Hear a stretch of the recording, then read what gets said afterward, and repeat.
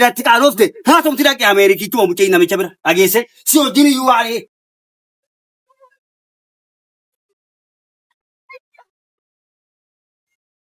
Amma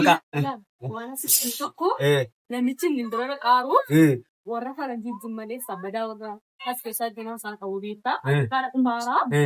kanaafiyyuu yeroo isa bira geessu waa'ee rakkinaa wanta kun dubbate akka waan waa'ee rakkinaa maaliin itti haasa'an beenu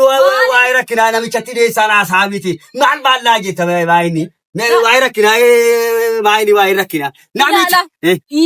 waan tokko dubbata taanaan namicha kumaatiin immoo waan biraa keessa Ameerikaa dhufe jette miti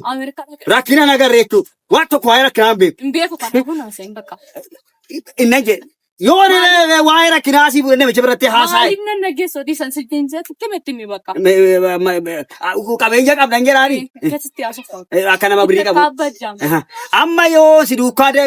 natti qaanoftaa hin jedhe akkamitiin maali namichi summa waa'ee dhaneen ka akka taanaani ergaan harka kooti